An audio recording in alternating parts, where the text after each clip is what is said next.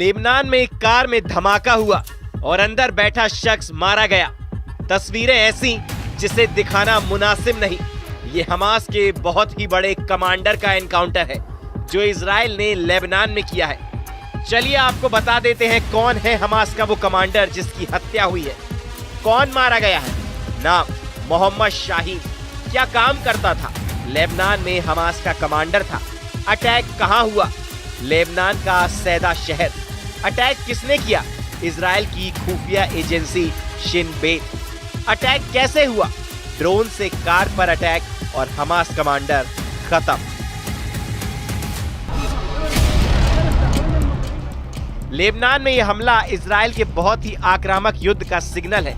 इसकी सबसे बड़ी वजह समझ लीजिए, क्योंकि इजराइल ने एक बार से अपने दो बड़े दुश्मन हमास और हिजबुल्लाह पर एक साथ हमला किया है। हमला हुआ लेबनान में, लेकिन टारगेट पर रहा हमास कमांडर यानी जमीन हिजबुल्लाह की, और मारा गया याहया सिनवार का लेफ्टिनेंट जो लेबनान में हमास को कंट्रोल कर रहा था। यानी वार एक और टारगेट दो। कह सकते हैं कि बेनियामिन ने एक हमले से हमास और हिजबुल्लाह दोनों को बहुत बड़ा मैसेज दिया है। मैसेज ये कि सीज फायर कैसा भी हो, जमीन कोई भी हो, इजराइल के दुश्मन सुरक्षित नहीं रहेंगे।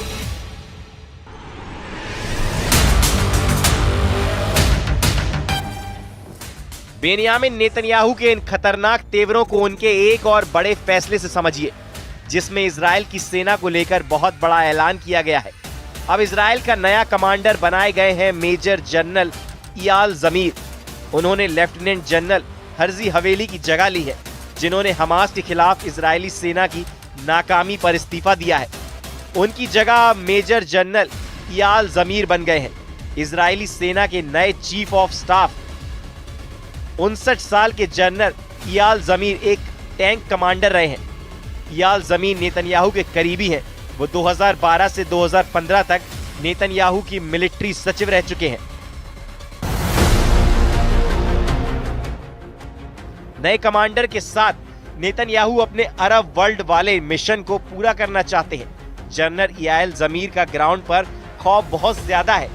जनरल जमीर इजराइल के बहुत ही खतरनाक कमांडर माने जाते हैं और उनके सामने इस वक्त हमास को रोकने के साथ साथ हिजबुल्लाह को भी जड़ से खत्म करना बड़ा चैलेंज है। लेकिन यह आसान नहीं होगा। दक्षिण लेबनान के फ्रंट पर क्या हो रहा है उसका ट्रेलर देख लीजिए। इस वक्त इजराइल हिजबुल्लाह के गढ़ दक्षिण लेबनान में बहुत ज्यादा एक्टिव है।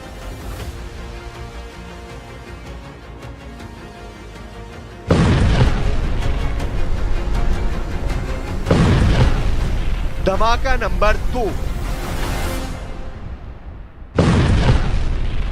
धमाका नंबर 3,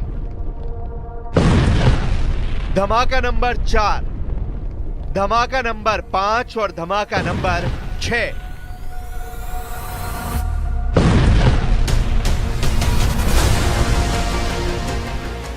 इन धमाकों के साथ इजराइल ने नए युद्ध की गारंटी दे दी है। इन धमाकों के साथ इजराइल ने बता दिया है कि नईम कासिम का भी वही हाल होगा जो हसन नसरल्लाह का हुआ। दक्षिण लेबनान में इजराइल का ऑपरेशन सफाया जारी है। ऑपरेशन सफाया यानी अब हिजबुल्लाह और इजराइल का सीज फायर डबल फायर उगल रहा है। जनरल जमीर को कमान देने के बहुत बड़े मायने हैं। वो एक टैंक कमांडर रहे हैं। जनरल जमीर को 2018 और 2022 में भी इजरायली सेना का चीफ ऑफ स्टाफ बनाने के बारे में सोचा गया था। हमास से युद्ध शुरू होने के बाद जनरल जमीर को रक्षा मंत्रालय में महानिदेशक का ओहदा दिया गया। अब उनको वॉर जोन में उतारा गया है। इस वक्त लेबनान और गाजा दोनों वॉर जोन को लेकर इजराइल बहुत ज्यादा पसोपेश में है। हमास के खिलाफ उसका युद्ध किसी भी वक्त शुरू हो सकता है और यही हाल हिजबुल्लाह वाले लेबनान के फ्रंट पर है। अमेरिका डिप्लोमेसी के जरिए हिजबुल्लाह से निपटना चाहता है। मॉर्गन ऑर्टगेस लेबनान में डोनाल्ड ट्रंप की प्रतिनिधि के तौर पर भेजी गई, लेकिन अब उन्होंने हिजबुल्लाह को बहुत ही बुरी तरह धमका दिया है।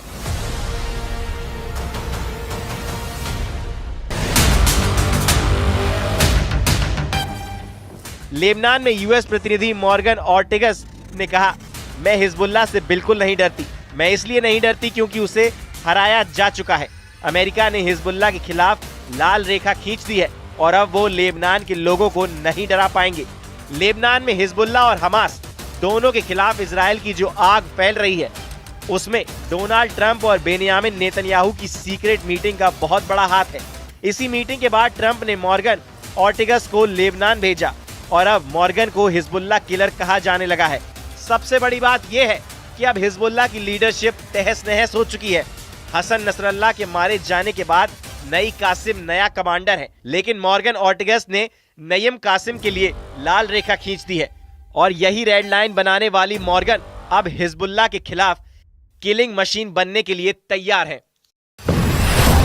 ईरान पर अब राष्ट्रपति ट्रंप का दबाव है ताकि पश्चिम एशिया में अपने समर्थक गुटों को फंड ना दे पाएं।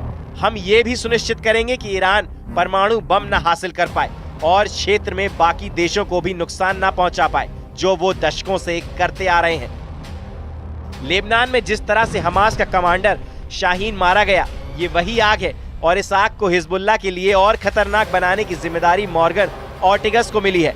दक्षिण लेबनान में हिजबुल्लाह के अड्डों को चुन चुन कर खत्म कर रहा है इजराइल, चाहे वो हथियारों के अड्डे हों, चाहे वो हिजबुल्लाह के लड़ाकों के अड्डे हों। एक तरफ ट्रंप की हिजबुल्लाह किलर मॉर्गन ऑर्टिगस है, तो दूसरी तरफ नेतन्याहू ने बताया है नया कमांडर मेजर जनरल इयाल जमीर। दोनों के पास इजराइल के दुश्मनों को निपटाने की जिम्मेदारी है। वहीं हिजबुल्लाह ने साफ साफ कह दिया है कि अब अगर इजराइल का एक भी सैनिक लेबनान की जमीन पर नजर आया तो उसके जिम्मेदार नेतन्याहू और उनके कमांडर होंगे। इधर हिजबुल्लाह महासचिव नईम कासिम ने अपना इरादा साफ कर दिया है। उन्होंने कहा, अगर कोई इजरायली सैनिक दिखा तो वो कब्जा करने वाला माना जाएगा। अब हम एक कब्जा करने वाले से कैसे निपटे, हम उसे ये नहीं बताएंगे। अब सब जानते हैं कि कब्जा करने वाले से कैसे निपटा जाता है। कुल मिलाकर हिजबुल्लाह और हमास को ठिकाने लगाने वाला ट्रंप का लाइसेंस नेतन्याहू के पास पहुंच चुका है। इजराइल और अमेरिका के कमांडर लगातार प्लानिंग कर रहे हैं कि गाजा को कैसे क्लीन आउट किया जाए, हिजबुल्लाह को तहस नहस कैसे किया जाए। इजराइल ने जैसा हसन नसरल्लाह और हाशिम सफीद्दीन का किया, वही हाल अब हिजबुल्लाह के नए चीफ नईम कासिम का किया जाएगा। रक्षा मंत्री इजराइल काटस इसकी 100% गारंटी दे रहे हैं। वहीं इजराइल के रक्षा मंत्री काटस ने पलटवार करते हुए कहा कि मैं नसरल्लाह की जगह लेने वालों को सुझाव देता हूं कि वो पुराने नेताओं की तरह इजराइल के इरादे को गलत ना समझे, नहीं तो उन्हें भारी कीमत चुकानी पड़ेगी। इजराइल के तेवर बताते हैं कि वो हमास के साथ साथ अब हिजबुल्लाह के खिलाफ डबल युद्ध के लिए तैयार है। फरवरी में ही दोनों मोर्चों पर बड़ी जंग का खतरा मंडरा रहा है। इजराइल की सेना सीज फायर के बाद तरोताजा है और वो नए कमांडर के ऑर्डर पर एक नई लड़ाई लड़ने के लिए तैयार हो चुकी है।